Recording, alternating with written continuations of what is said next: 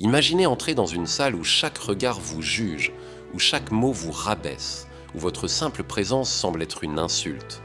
C'est ce qu'a vécu Ivy Clark, une femme ordinaire au milieu d'une foule de vautours en costume de luxe, tous prêts à déchirer l'héritage d'un homme qu'ils prétendaient aimer. Mais ce qu'ils ignoraient, c'est qu'Ivy n'était pas une intruse. Elle était la clé d'un secret qui allait faire trembler leurs ambitions. Préparez-vous pour une histoire où l'apparence trompe, où la vérité éclate comme un coup de tonnerre et où la justice frappe là où on s'y attend le moins. Bienvenue dans la capsule temporelle où les récits captivants révèlent les vérités cachées de l'humanité. Si cette histoire vous touche, abonnez-vous, laissez un pouce bleu et partagez vos pensées dans les commentaires pour faire vivre notre communauté. Elle est entrée dans la lecture du Testament et l'air s'est alourdi de mépris. Sa robe grise, simple comme un matin d'automne, son vieux gilet bleu délavé et ses chaussures plates, usées mais discrètes, ont déclenché des ricanements parmi les riches héritiers. Ils l'ont dévisagée, leurs lèvres pincées en sourire moqueur, murmurant des insultes qu'ils ne prenaient même pas la peine de cacher. « C'est la femme de ménage » a lancé un homme à la cravate dorée. Sa voix tranchante comme une lame, une jeune femme, drapée dans une robe de soie, a chuchoté à son amie. Peut-être une ancienne amante venue mendier un peu d'argent.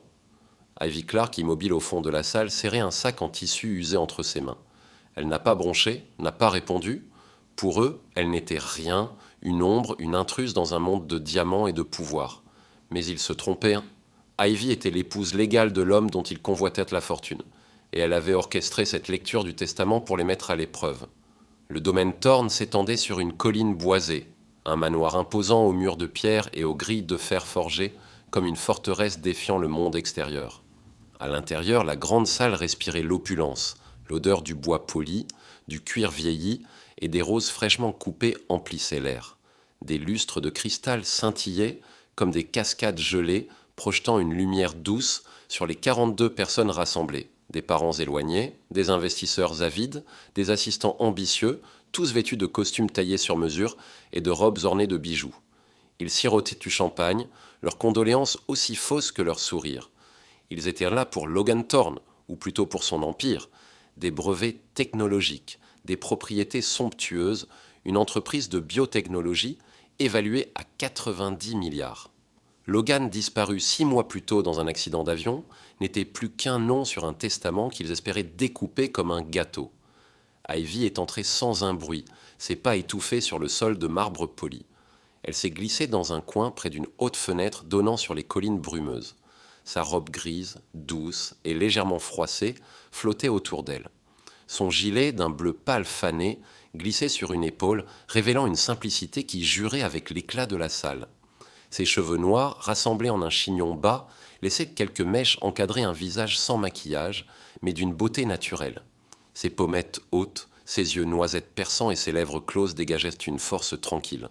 À 36 ans, Ivy était belle, non pas d'une manière ostentatoire, mais comme une mélodie douce qui reste en tête longtemps après qu'on l'a entendue. L'homme à la cravate dorée, Preston Thorne, cousin éloigné de Logan, s'est appuyé contre une table en acajou, sa montre Rolex scintillant sous la lumière. Sérieusement, qui a laissé entrer la femme de ménage a-t-il lancé, sa voix assez forte pour traverser la salle. Des rires ont fusé parmi ses cousins, un groupe de jeunes hommes en costume impeccable. Marissa, la sœur de Preston, vêtue d'une robe rouge éclatante, a rejeté ses cheveux en arrière et ajouté « Peut-être qu'elle est là pour dépoussiérer le testament avant qu'on le lise. » Les rires ont redoublé, aigus et cassants comme du verre qui se brise. De l'autre côté de la salle, Clara, une nièce avec une start-up technologique et une grande présence sur les réseaux sociaux, a donné un coup de coude à son amie Élise, ancienne assistante du directeur financier de Logan. Je parie que c'est une de ses œuvres de charité ou une maîtresse qui l'a oubliée, a murmuré Clara, assez fort pour qu'Ivy l'entende. Regarde son sac, on dirait qu'elle transporte son déjeuner. Élise a ricané, sortant discrètement son téléphone pour prendre une photo d'Ivy. Elle l'a postée sur ses réseaux sociaux avec une légende cruelle. La cause caritative de Logan s'invite au testament, pensant que son look de friperie va lui rapporter des milliards. Flop Thorne. Les rires ont enflé, les téléphones ont circulé et la publication s'est répandue en ligne. Des inconnus ont commenté traitant Ivy de profiteuse et de désespérée. Les mots, comme des flèches numériques, faisaient écho au mépris de la salle. Ivy est restée immobile, ses yeux noisettes captant l'éclat de l'écran de Clara, mais elle n'a rien dit. Sa retenue semblait attiser leur plaisir, comme si son calme était un défi qu'il devait briser. Marissa, ses talons claquant comme un compte à rebours, s'est avancée vers Ivy. Elle s'est arrêtée à quelques centimètres, dominant la silhouette plus frêle d'Ivy. Son parfum, lourd et entêtant, emplissait l'espace. « Tu t'es trompée d'endroit, ma chère », a-t-elle déclaré, sa voix assez forte pour attirer tous les regards. Elle a tendu la main, effleurant le gilet d'Ivy comme s'il s'agissait d'un déchet, ses ongles frôlant le tissu avec un mépris calculé. « Ce n'est pas une soupe populaire. Pars avant de te ridiculiser davantage. » La foule observait, certains affichant un sourire narquois, d'autres chuchotant, mais personne n'est intervenu. Les mains d'Ivy, toujours posées sur son sac, n'ont pas tremblé, mais l'invasion de son espace était une violation. Un cousin a murmuré « Elle a du culot de rester ». L'approbation silencieuse de la salle encourageait l'agressivité de Marissa.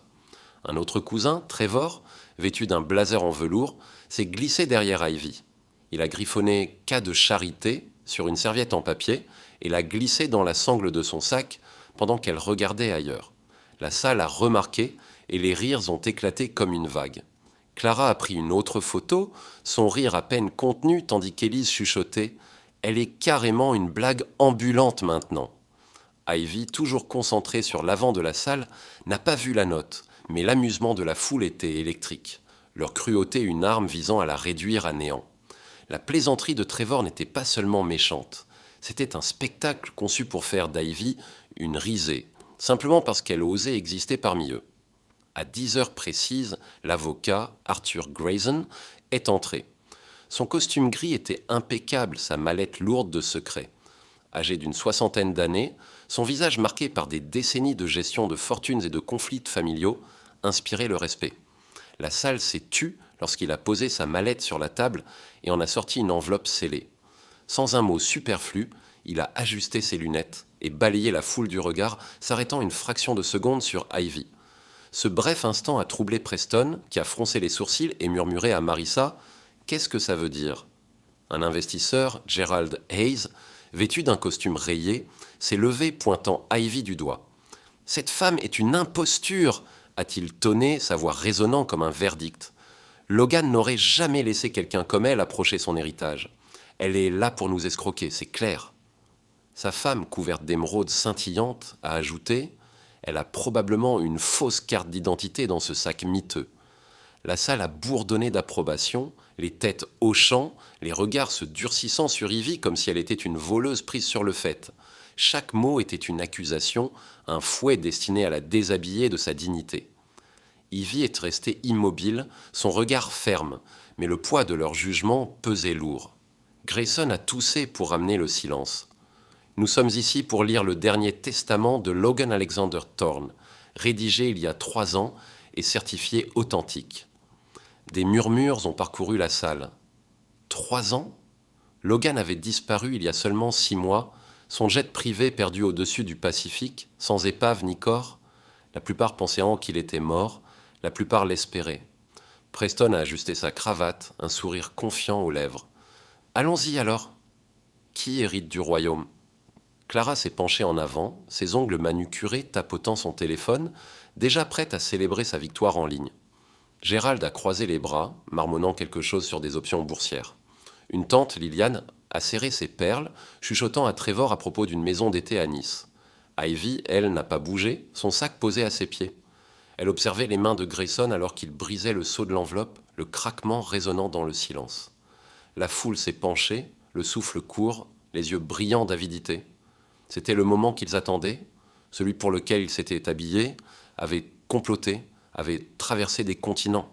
L'empire de Logan, ses brevets, ses propriétés, sa fortune étaient à portée de main. Du moins, c'est ce qu'ils croyaient. Grayson a déplié le document, sa voix posée mais ferme, chaque mot tombant comme une pierre dans un lac immobile. « Moi, Logan Alexander Thorne, saint d'esprit, déclare ceci comme mon testament final. À ma famille, mes collègues et mes associés, je ne laisse rien d'autre que cette vérité. La richesse révèle le caractère, pas la valeur. » La salle s'est figée. Le sourire de Preston s'est effacé. Le téléphone de Clara a glissé légèrement dans sa main. La mâchoire de Gerald s'est crispée, les émeraudes de sa femme semblant soudain pesantes. Rien, a murmuré quelqu'un. C'est une erreur. Grayson a continué, imperturbable. Tous mes biens, parts de société, propriétés, comptes et droits intellectuels sont légués à une seule personne, celle qui est restée à mes côtés par amour, sans jamais demander ma fortune ni chercher à profiter de mon nom. Mon épouse, Ivy. Un hoquet collectif a déchiré la salle, aigu et désordonné. Les têtes se sont tournées, cherchant un visage correspondant à ce nom. Preston a éclaté de rire, un son bref et incrédule. Épouse. Logan n'était pas marié. Marissa a porté une main à sa bouche, ses ongles rouges contrastant avec sa peau blême. Clara a plissé les yeux, échangeant un regard avec Élise qui a murmuré « C'est quoi ce délire ?» Gérald s'est levé, sa chaise raclant le sol. « C'est absurde. Logan n'a jamais parlé d'une femme. C'est une arnaque. Quelqu'un a falsifié ce document. » Liliane a agrippé le bras de Trevor, sa voix stridente. « Elle n'est pas là, si ?» Une profiteuse qu'on n'a jamais vue, volant ce qui nous revient. Grayson a levé une main pour faire taire la foule. Le testament est légal, signé et notarié. Des documents complémentaires, certificats de mariage, photographies, lettres personnelles sont disponibles pour vérification. Il a sorti un dossier de sa mallette et l'a ouvert, révélant une photo. Logan plus jeune, riant, un bras autour d'Ivy dans une robe blanche toute simple, devant un tribunal. La date au dos indiquait 7 ans plus tôt. La salle s'est enflammée. Preston a frappé la table du poing. « C'est de la folie. Qui est-elle » Clara s'est levée, son téléphone oublié, criant « Où est cette Ivy ? Qu'elle se montre ?» Trevor a ricané, probablement une escroc planquée à Nice. La voix de Marissa a tranché venimeuse. « Si elle est si réelle, pourquoi se cache-t-elle ? Trop honteuse pour se montrer ?» Ivy s'est avancée. Son mouvement était discret, mais chaque œil l'a suivi alors qu'elle traversait la salle. Ses chaussures plates ne faisaient aucun bruit, mais sa présence semblait remplir l'espace. Sa robe grise captait la lumière, son gilet oscillait légèrement. Elle s'est arrêtée près de Grayson, droite, calme, son sac en tissu toujours à l'épaule, humble comme elle. Le silence était assourdissant. Et la bouche de Preston s'est ouverte puis refermée, sa cravate dorée soudain criarde. Le visage de Clara s'est empourpré, sa photo cruelle lui brûlant les doigts. Gérald s'est rassis, les émeraudes de sa femme ternies. Liliane semblait étouffée sous ses perles. Grayson a hoché la tête, une lueur de respect dans les yeux. « Madame Thorne » a-t-il dit, lui tendant le dossier. Ivy l'a pris sans trembler, ses doigts stables.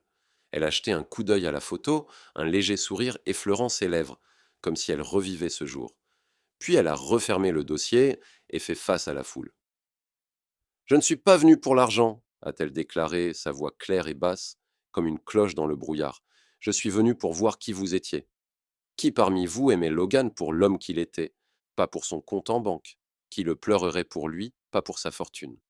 Elle a marqué une pause, ses yeux noisettes balayant la salle, immobilisant chacun sans effort. « Vous m'avez montré exactement qui vous êtes ?» Preston a retrouvé sa voix, tremblante mais provocante. « Tu dis que t'es sa femme? Toi ?» Il a désigné sa robe, son gilet, un rire forcé dans la gorge. « Logan Thorne, marié à ça? Sans vouloir offenser, mais on dirait que tu fais tes courses dans une friperie. » Ivy n'a pas scié. « C'est le cas, a-t-elle répondu simplement. Logan s'en fichait. Il m'aimait pour moi, pas pour ce que je portais ou possédais. Pouvez-vous en dire autant ?» Clara a ricané, croisant les bras. « Joli numéro, mais je n'y crois pas. Si t'es sa femme, où est la preuve? Une photo, ça se truc ?» Des murmures d'approbation ont parcouru la salle, redonnant du courage à la foule. Gérald a hoché la tête, sa voix tonnant à nouveau. Elle a raison. On veut plus. Des témoins, des registres, quelque chose de concret. Grayson a rouvert sa mallette, sortant une pile de documents. Certificat de mariage daté d'il y a 7 ans, signé par les 2 parties et 2 témoins, une infirmière, Sarah Ellis, et un bibliothécaire, Michael Reed. Lettre personnelle de Logan Ivy, manuscrite, vérifiée par analyse forensique, relevé bancaire de compte joint, tenu secret à la demande de Logan. Il a marqué une pause, sortant une petite clé USB. Et une vidéo de leur mariage. Il l'a insérée dans un ordinateur et un écran mural s'est allumé. La salle a retenu son souffle alors que des images granuleuses apparaissaient. Logan en costume simple, Ivy en robe blanche, riant tous deux en s'embrassant sur les marches d'un tribunal. Sarah et Michael, à côté, applaudissaient. La date correspondait au certificat. La défiance de la foule s'était effritée, les visages pâlissants, les regards se tournant vers Ivy. Elle observait la vidéo, une douleur discrète dans les yeux. Marissa s'est levée, sa voix tremblante de rage. « C'est un coup monté. Tu as tout planifié, hein, pour nous faire passer pour les méchants. T'es personne. Logan n'aurait jamais épousé quelqu'un comme toi. » Ces mots étaient cinglants, mais Ivy n'a pas changé d'expression. Elle a laissé la colère de Marissa flotter, sans réponse. Puis elle a parlé, sa voix plus froide, assez tranchante pour couper. « Tu as raison sur un point. C'était planifié. Pas pour vous piéger, mais pour vous tester. Pour voir si l'un de vous se demanderait qui j'étais avant de me railler.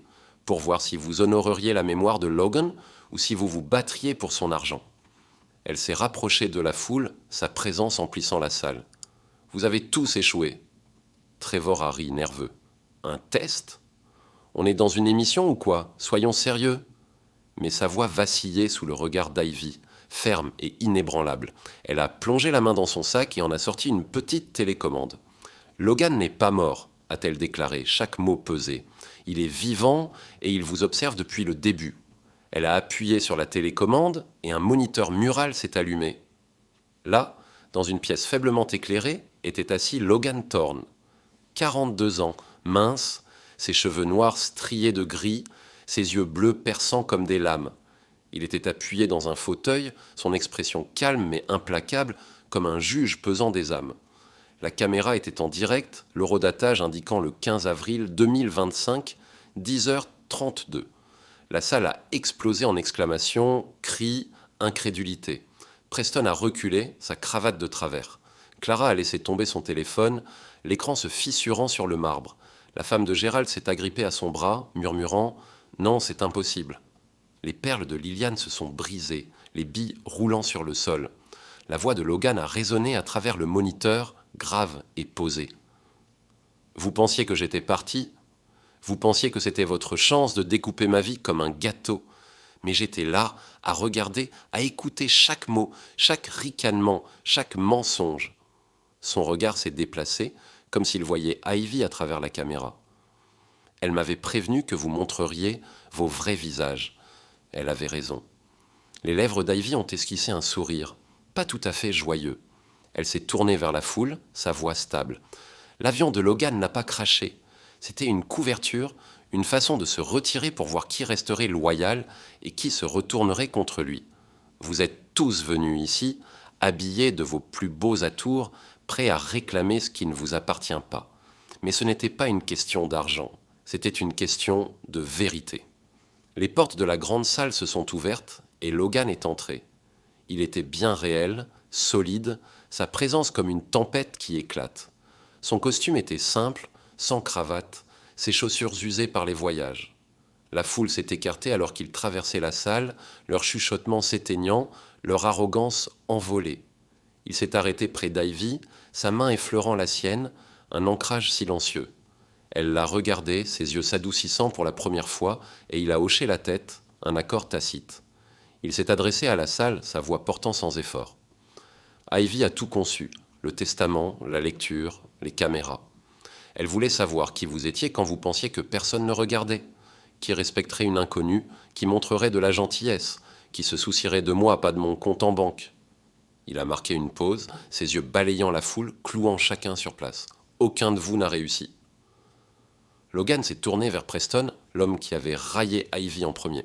Sa cravate dorée semblait maintenant un nœud coulant ridicule. « Tu as traité ma femme de ménage !» a dit Logan, sa voix basse mais mortelle, chaque mot taillant dans le silence stupéfait de la salle. « Tu as ri pendant qu'elle était là, seule, te laissant montrer ton vrai visage. Tu pensais que je ne verrais pas ?» Preston s'est recroquevillé, son arrogance disparue, ses mains tripotant sa cravate comme si elle pouvait le sauver. La foule observait, figée, alors que Logan s'approchait, sa présence imposante malgré son costume simple. « Tu n'es pas de la famille, Preston. Tu es un parasite et j'ai fini de t'alimenter. » Un garde est apparu aux côtés de Preston, sa prise ferme. Alors que Preston était escorté dehors, ses protestations se noyaient dans l'écho des mots de Logan. La salle semblait plus légère, la justice palpable.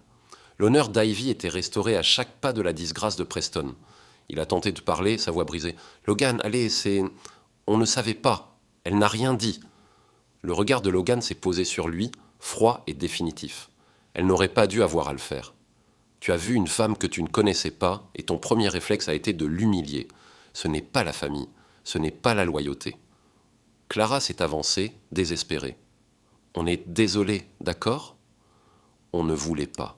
Dis-lui, Logan, dis-lui de nous pardonner. Ses yeux se sont tournés vers Ivy, suppliants, mais le visage d'Ivy était de pierre, son silence plus éloquent que n'importe quelle accusation. Logan a secoué la tête. Ce n'est pas une question de pardon. C'est une question de conséquence. Il a fait un signe à Grayson qui a sorti un autre document. Voici un addendum au testament, effectif immédiatement. Toute personne ayant insulté Ivy aujourd'hui, identifiée par les images de sécurité, les enregistrements audio ou les témoignages, est exclue. Pas de part, pas de propriété, pas de contact. Vous êtes fini. Grayson a commencé à lire les noms, sa voix comme un marteau. Preston Thorne, Marissa Thorne, Clara Evans, Gerald Hayes, Lillian Ward, Trevor Lang.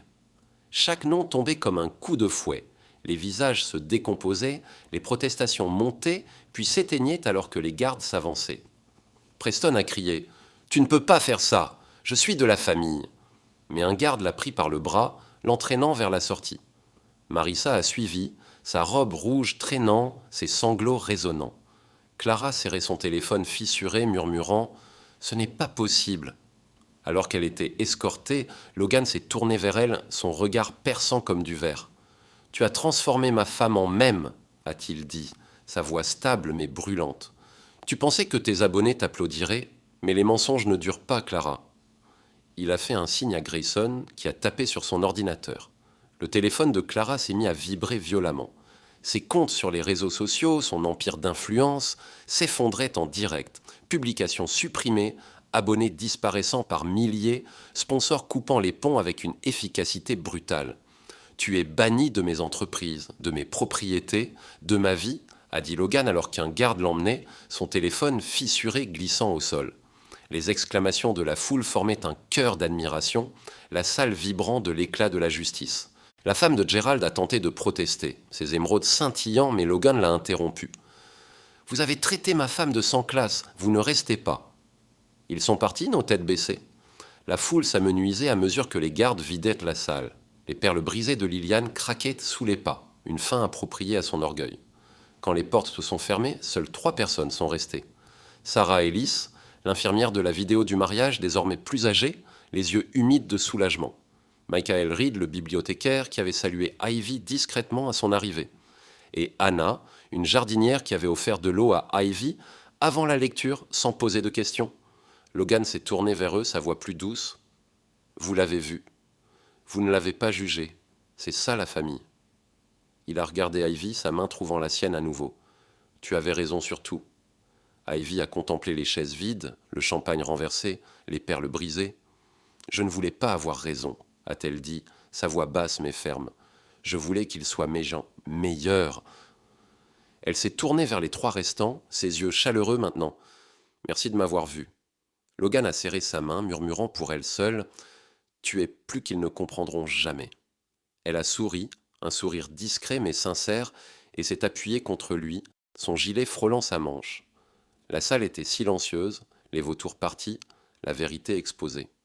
Ivy n'avait jamais voulu l'argent, le domaine, l'empire. Elle voulait Logan, vivant, entier, à elle. Et maintenant, avec le monde réduit à l'essentiel, il se tenait en là, inébranlable.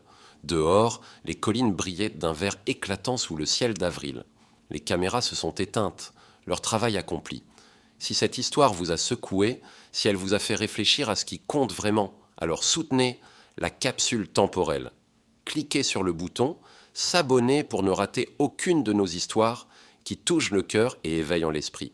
Laissez un pouce bleu pour montrer que vous avez aimé et partagez cette vidéo avec quelqu'un qui a besoin d'entendre ce message. Dans les commentaires, dites-nous, qu'auriez-vous fait à la place d'Ivy?